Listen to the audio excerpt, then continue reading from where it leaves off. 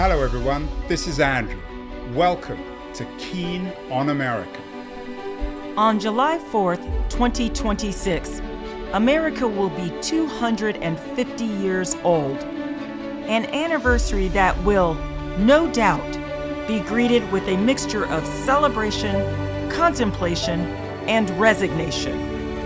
In Keen on America, Andrew talks not just about the American past and present, but also speculates on its future. What, Andrew asks, will be the 21st century fate of this now venerable American republic?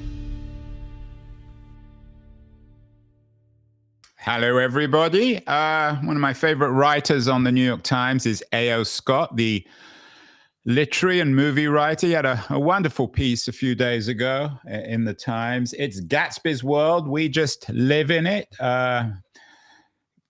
Fitzgerald's classic novel turns 100 this year, so it was written in 1925. And he notes that every generation reinterprets Gatsby to make sense of their own reality. There's the Jazz Age Gatsby, the existential Gatsby for the post-war age, the contemporary hip-hop Gatsby, and perhaps, given the publication of a fascinating new book about Facebook, Careless People, the reference to Gatsby, a digital Gatsby. The Los Angeles Times book reviewer, a colleague, I guess, in some ways, of A.O. Scott, has read this new book. And I know she's a big fan also, of course, of Fitzgerald's classic. So I thought we would talk about it. Bethanne, did you see the Scott piece on Gatsby? Do you agree that it's Gatsby's world, we just live in it? Each generation seems to reinterpret this classic. I have to admit, for me, it's the most perfect book I've ever read. I can't imagine any improvement. Many people agree with you, Andrew, and I'm going to take what Scott said with a little bit of a twist, which is every generation gets the Gatsby it deserves. Oh, you've got my title, my headline. Every Gatsby gets. Did you just think of that? Every generation gets the Gatsby it deserves. And we have certainly got the Tom and Daisy we deserve in this generation in Careless People by Sarah Wynne Williams. If we can, in effect, say that Tom is Mark Zuckerberg and Daisy is Sheryl Sandberg. Well, yeah. So before Bethanne, not everyone, of course, is as literary as you. So before we get to Zuckerberg and Sandberg, who everybody knows, let's just remind ourselves of the book, and particularly of Daisy Buchanan and Tom Buchanan. Well, this is a book about people who are so rich that they use the word rich. They don't say wealthy. They don't say affluent. They say rich. They're able to toss that word around because they know that they have more money than anyone else. And so Tom and Daisy Buchanan are, of course, observed by Nick Carraway. And Nick is part of what makes this book as perfect as you said for so many readers, because Nick is the everyman who comes into this rarefied Long Island world of the 1920s and is trying to make sense of why someone like Daisy, who really transfixes him, is married to someone like Tom. He doesn't understand that in this world Daisy and Tom are in, there aren't the same kinds of things that there might be in a middle class or even upper class milieu. They can do whatever they want. Nick Carraway isn't quite every man. I mean, he's still from and I don't mean this in any pejorative sense. He's still from the privileged class. That is true. But he functions, I should say, as the kind of everyman, as our narrator. And that's the important thing. And let's just remind ourselves of the historical, sociological, political context of Gatsby. I mean, this was written The Roaring Twenties. Yeah. 1925, and in some ways we're back in the Roaring Yes. Twenties of the 2025s. These characters, Sheryl Sandberg, as you say, and Mark Zuckerberg, the two central characters, these are not fictional characters, these are real people. They're amongst, in addition to being enormously powerful, are ridiculously rich. I mean, I'm not sure Sandberg's quite in Zuckerberg's class when it comes to wealth, but they're both multi-billionaires. Yes. And may I say, Andrew, before we go further, we've just seen a horrific disaster in Myanmar. And because this book does have to do toward the end with some really horrific behavior in Myanmar by Facebook, I just want to make sure we mention that and we reach out and send, all the best energy possible for recovery. It's just devastating how many people. Yeah, I hadn't thought of that. It's a good point. So sometimes you're a literary critic. Sometimes book titles are a bit dodgy. Often you get writers saying, well, I didn't choose a title. I don't like the subtitle. It's the one thing that publishers can do. Is it the right title for this book? It's another book on Facebook. There have been so many books. We've featured many of them. David Patrick, old friend of mine, is probably still the leading Facebook expert in the world. He's been on the show many times talking about his disappointment, putting it mildly, with Sheryl and Zuckerberg. Is this the right title for this kind of book? Is it a bit cheeky to steal stuff from Fitzgerald or not? Let me put it this way. The author, Sarah Wynne Williams, who became Facebook's first global policy director. I'm not sure, to tell you the truth, if there is one right now or not, but she is from New Zealand. And so her view on Fitzgerald and American literature and the Buchanans might be just a little bit different than ours. So many Americans revere The Great Gatsby. My colleague and yours, Maureen Corrigan, who's one of the best critics ever, wrote a book called And So We Read On, which is a nod to Nick Carraway's And So We Beat On, Boats Against the Current, at the end of the book. And so I think Wynne Williams is trying to point us to the fact that, like Tom and Daisy Buchanan, the people at the top of Facebook were not as compassionate and concerned about the world as Wynne Williams, who was a career diplomat for her country. Yeah, I mean, how does she come out of it? She's still described on the World Economic Forum as a director of public policy at Facebook, of course, but she isn't. She's anything No, she isn't. That. I mean, and we can't talk to her about that because, as we know, she has been completely silenced by a non-disparagement clause in her NDA with Facebook. And so Wynne Williams is not doing interviews. She's not showing up. Yeah, I applied, of course, for an interview, but I got you. You're better than Wynne Williams. I don't know about that. But what I will say is that two things. She does not spare herself in many ways in the book, but also, because there's so much to cover and she is trying to give this huge picture, we don't get the best sense of her. Sometimes I wanted to just, throw my hands up in the air and say, how can you do this? How can you keep working when you have had the worst pregnancy in the world? You've almost died. You were in a coma. Why are you continuing to work while going through another pregnancy? Especially because you already know, Sarah Wynne Williams, that the people you're working for are craven in many ways. So that was hard. There isn't a lot of, she's very honest, but there isn't a lot of introspection. And so she's not Nick. In other words, she's not Nick Carraway. Yeah, she's not. She is trying to get a lot of information across and trying to convey a lot of communications that she had back and forth. She worked very closely with Zuckerberg and Sandberg, and too closely sometimes, at least according to her, right? Especially Sandberg. That is, yeah, there are some really spicy bits in here about Sandberg and the way she interacts with Yeah, the lingerie scene. Does that come out credible? I Oh, know it some does. friends of mine in Silicon Valley have poo-pooed that bit, suggesting that it was a little bit fictionalized. Does it? I mean, who knows what really happened? But does it It comes come across across credibly. credibly?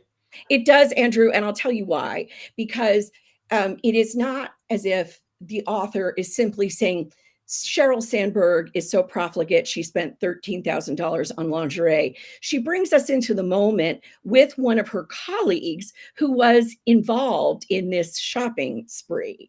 And so I think it's very credible. I think, especially, you know, I am in no way on the level of any of these people, but I did work at AOL back in its AOL Time Warner heyday. And I am not saying anyone there, believe me, I'm not saying anyone there spent $13,000 on lingerie, but I am saying that there were little group interactions that might be very different from the more business meetings and things like that. So it does seem credible to me. What also seems credible to me is that Wynne Williams felt trapped, and she felt trapped not just by Facebook, but by our entire sort of capitalist structure, where if you are the provider of healthcare benefits for your family, as she was for a time, it's really tough to think about quitting and taking all of those benefits away. You think, I'll just hang on a little bit more. I'll hang on a little longer, and then I'll find something else. And she wound up, hanging on until, she wound up getting fired. So I it don't know. is, I mean, you've read the book with yeah. more care than me. I ordered it and I browsed it a bit, but is that really credible, Bethanne? I mean, she was making a fortune. God knows how much she made at Facebook. She was there a long time. She was Yes. highly paid. Yes. She could have done many, many other things. Is that really an excuse? Oh, well, I had to provide healthcare for my family, so I had to stay there. This is where things got a little wobbly for me. I will admit, I understand that excuse, and I've seen it in much more realistic situations with people making a lot less money than she would have. But that was one of the things that really made me question what was going on here. Did she really need to stay in Facebook, or was she addicted to the salary, to the reach, the scope, the people she was meeting, the high level at which she was working? Let us not forget, Andrew, that Wynne Williams literally talked herself into this job and created it. That also rings true. Nobody really wanted to hire her at Facebook. Well, but they would have only hired her there. I mean, that's all very well saying that, but people don't, especially at a company like Facebook, you only get hired if they need you. Oh, no, In the New absolutely. York Times review, Yeah. they suggest, they describe it as a book-length admonishment to be careful what you wish for. In other words, she got everything she wanted and it turned into a nightmare, which is obviously a classic literary trope. Is that a fair reading? Absolutely. She did. She got everything that she had wished for. She, I think, fundamentally misread what Facebook really is, which is a business. She saw this potential, and I don't know, maybe there was potential for some kind of global network that would partner with Facebook on some kind of messaging. But to go to Facebook, and very early on, there are quotes in there from her about Zuckerberg and others saying, this is what we want. We're a business. We just want to grow. We want to get bigger and bigger.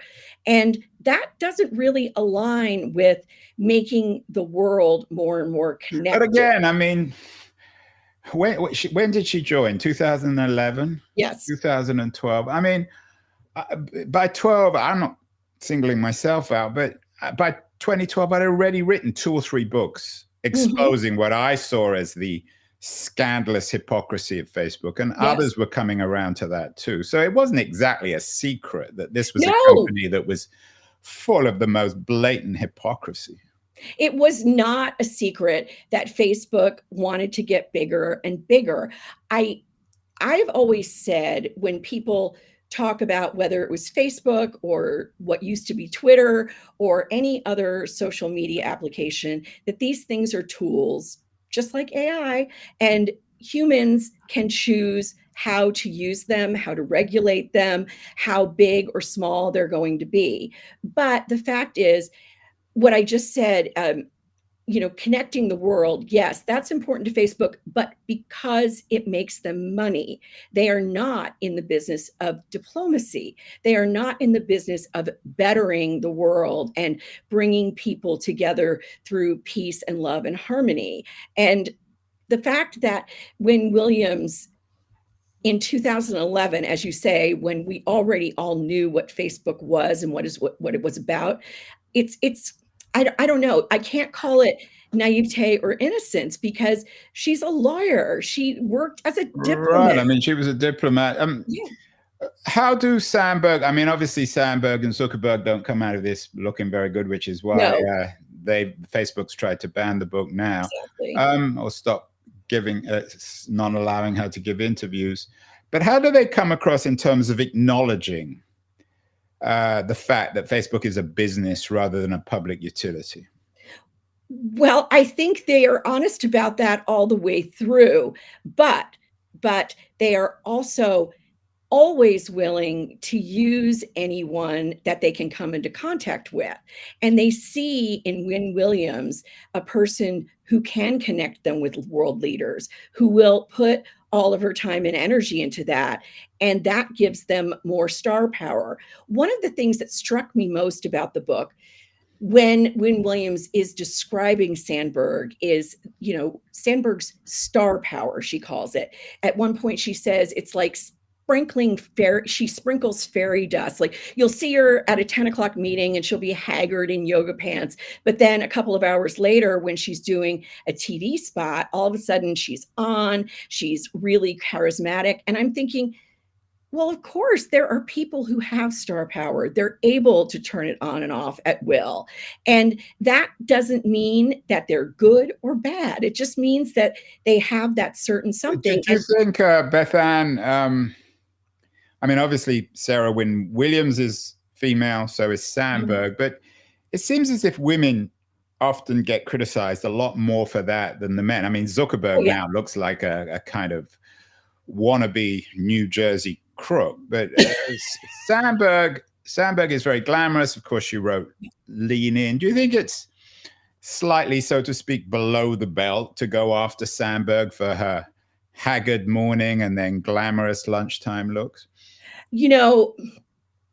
I think what she was trying to point out is how quickly Sandberg could pivot.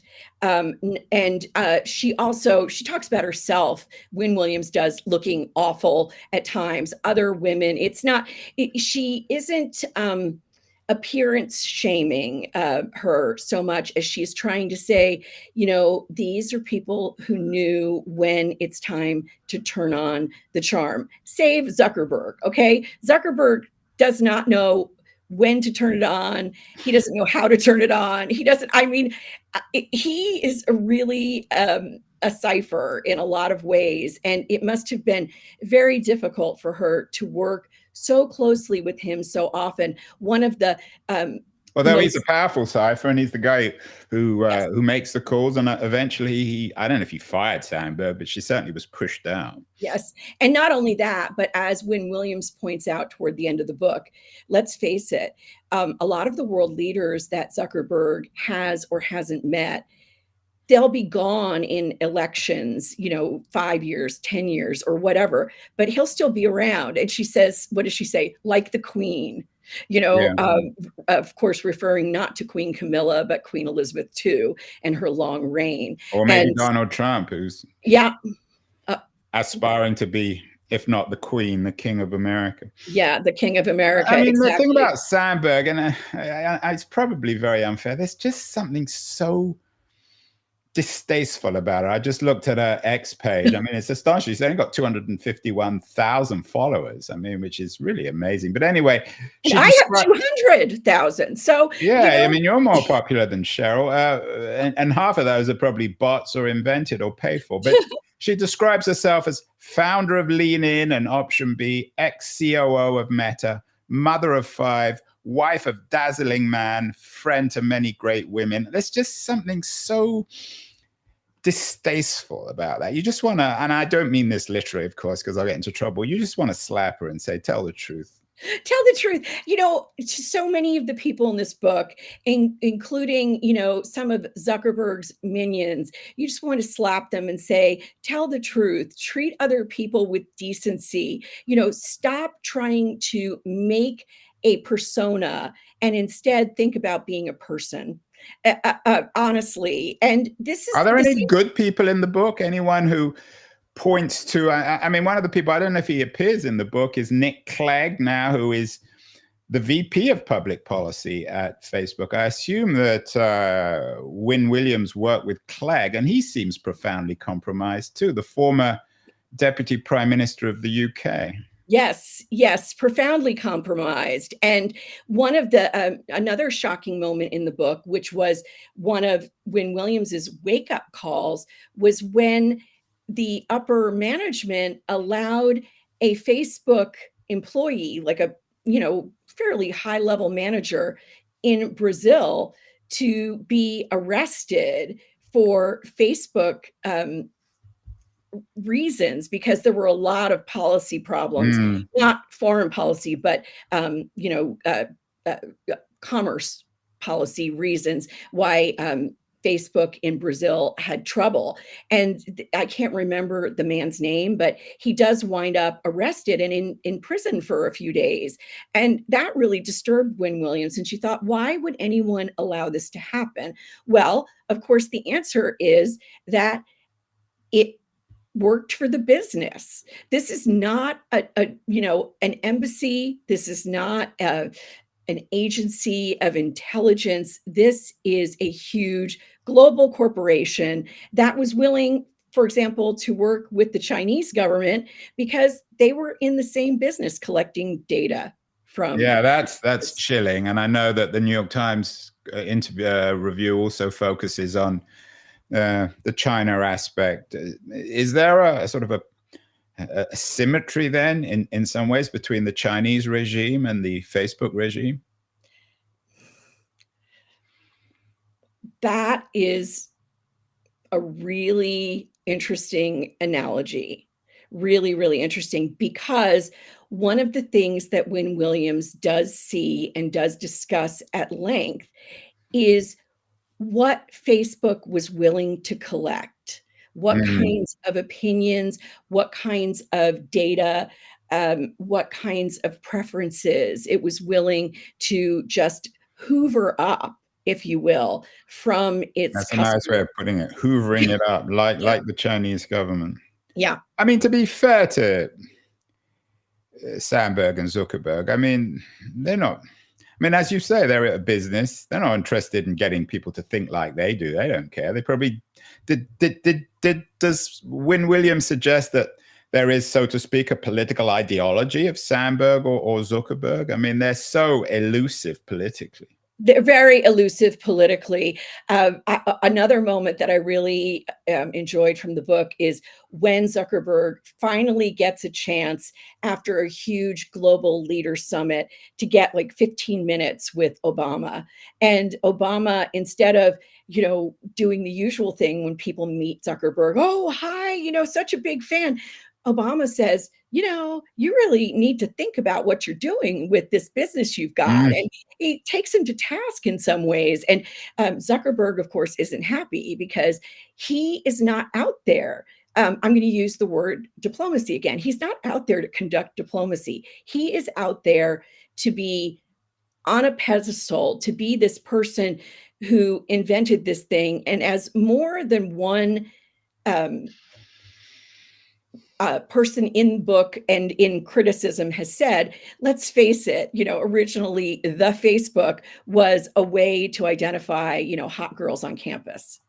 Well, And it that's yeah. I mean, that's the narrative in the social network. I've never been entirely convinced of that it's that simple, but there's certainly an aspect of that. Well, let me put it to you this way. There is an aspect of that because I do remember when the Facebook launched and you were only allowed to join if you'd gone to certain schools.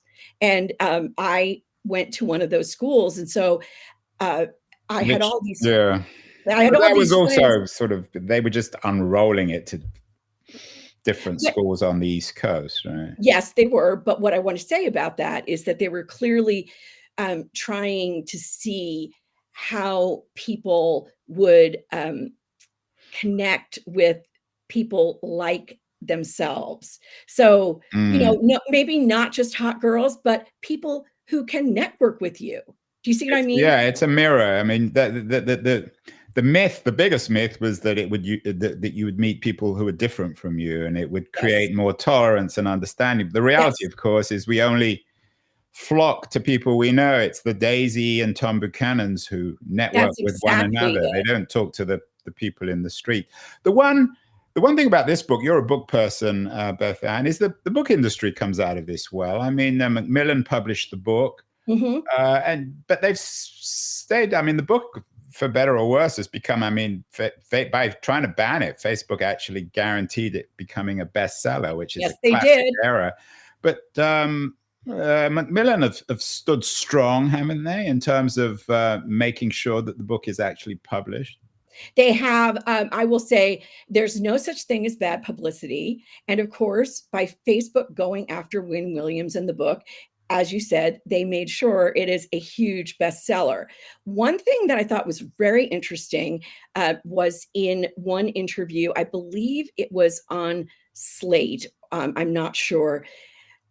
Someone talked to Megan Lynch, who is the Flatiron Books publisher. And Mm. I've known Megan for many years. She has an unerring editorial eye. She has flawless taste. She is smart, smart, smart. The only place that she was caught, and I thought this was very telling, is when the reporter asked, did Win Williams use a ghostwriter? And Lynch Mm. hesitates and says, well, I'll have to get back to you on that. Maybe that's a question for her agent. And then the reporter hears back and is told, no, Win Williams did not use a ghostwriter. And the reason I think this is important is not because I don't think Lynch was trying to prevaricate. And I think ghostwriters are fantastic, actually. The fact is, the book reads really well. You turn the pages, there's a lot going So it on. has a literary quality to it. Not literary, but a very well written quality. It's certainly not trying to pretend that it's literary or it is a memoir. It is not reportage. It is Mm. not high level journalism. It's one person's account with one person's trove of messages and texts and all that sort of thing. But here's the thing. Here's what I think about the book industry is that they did stay strong and say, we're going to publish this. We're standing by our author. And that is an amazing thing because Facebook is a very, very large thing. And it could be really frightening to say, we're doing this anyway. So I do applaud Flatiron Books, Megan Lynch, everyone who worked on Careless People. And I do think it's a very important read for young women in tech. Just because it's not the only Facebook book, just because it's not the I hope you memoir. gave it to your daughter. Yes, absolutely. Absolutely. I'm I going to know give it you've to got a both. daughter, or maybe more than one daughter in tech. Yes. One of the headlines, given our current situation in the US, is that from the Atlantic, which is always very good, Charlie Warzel, who's an excellent writer, Yep. suggests that the book serves as a field guide for the Doge era. Certainly when it comes to lawyering up, I assume that Macmillan spent a lot of money on lawyers. Is it a book for the Trump age? I mean, I guess all books, in a sense, Bethanne, given the universal nature of Trump and Doge are relevant. But is it particularly relevant in the age of Doge? I do think it's particularly relevant because one of the things I see again and again in books, online, in the news is all of us wondering, why the Democrats, why the left, why people who are progressive aren't, getting it together more. And Mm. here's what I think. It is really hard to decide how you're going to get it together when you are dealing with people who will do whatever they want. They have all the money and the power, and they have the weapons at their disposal. And I'm not talking about actual Yeah, so guns. they are the They Tom and are the Daisy top. Buchanans of They are, and they'll do 100 years whatever it later. takes to get what they want. So this is, I think, an excellent read, which is why, despite the fact that, when Williams started at Facebook in 2011 and now does consulting, maybe in global sustainability and that sort of thing, it's really hard to tell what she's doing since she's so Yeah, well, far. I'm sure she's not doing. I mean, she's not going to get another job, that's for sure. Certainly in tech, Yeah. but So, people be worried she'd do the same thing to them. yeah, absolutely. So I think that it is a cautionary tale for when you come up against people who are willing to win at any cost. And sadly, that is something that is so relevant in the Doge era. I'm not surprised that the book is selling so well, and I do think it's worth a read, even when it strays a little bit into, too much, and then kinds of, Well, again, it's it's worth reading just for the lingerie section, the $13,000 and that and, uh, Cheryl and spent Sandberg on. trying to get people to go to the private bed and the private jet, all the time. Yeah, It's well, I quite hope they make a something. movie. We'll have to see who's in it. That's It's what a I think. Andrew, I just want to say this. A lot of people have been saying, why did this book come out now? Or why did she work with possibly a ghostwriter? Or, why did it take so long? And I think it's really poised to be a very interesting movie. Although The Social Network, which was a huge success, was based. Which book was it based on? But I'd read Oh, the I book. can't remember anymore, but I Yeah, know. but it was such a memorable book. We can't remember its name, but actually, it was quite liberally adapted from it. Yeah, it We was. are more than 30 minutes into this, Bethanne, and we got to stop. But it's incredible, as always. Even though it's, as A.O. Scott suggests, it's a Gatsby world, we've had 30 minutes of this, and we haven't mentioned the great man himself, Jay Gatsby. Is that why it's a Gatsby world? Because in our conversations about Gatsby, whether it's existential Gatsby or jazz age Right. Gatsby or hip hop Gatsby or digital Gatsby of today, the Gatsby himself isn't there. There's a sort of hole in the middle of the whole thing. There is a hole in the middle of the whole thing, and it is not, I don't think it's filled by anyone in Careless People. I don't think there is anyone who is Jay Gatsby. It's more like Jay Gatsby is, I don't know, a bank account in the Caymans or something. He is, yeah, there's a big lacuna there because Mark Zuckerberg is a credible Tom Buchanan, but he cannot play Jay Gatsby.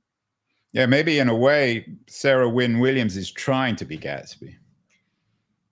That is a very interesting, that I can see that launching many a dissertation.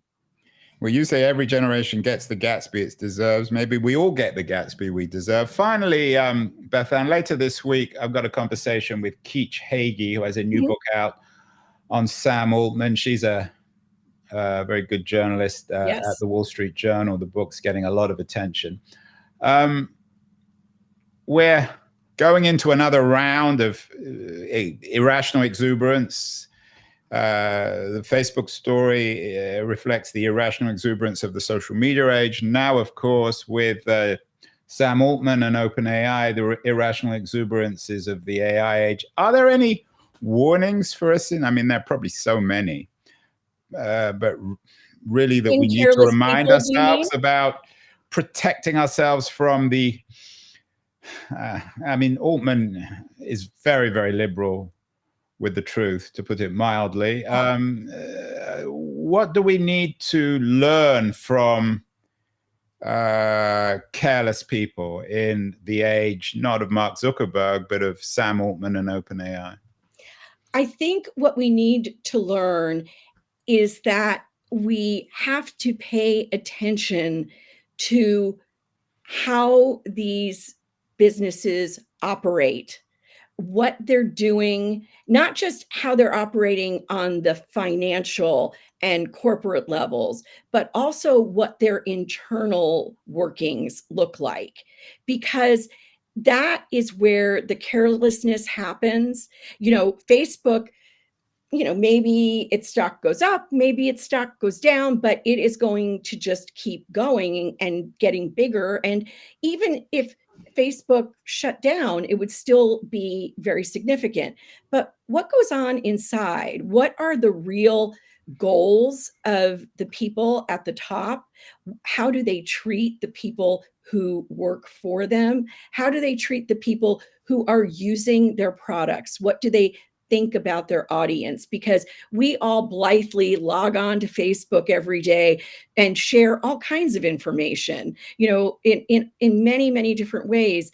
And we don't think about. Speak for yourself. I don't have a Facebook account. Oh, well, there we go. There's a lot I need to cancel. Let's put it that way, Andrew. Yeah, I'm not altogether a digital dissenter, but I have to admit, Facebook is beyond the pale. I'm not even on WhatsApp. And the reason is I got nothing against WhatsApp. It's because it's owned by Facebook.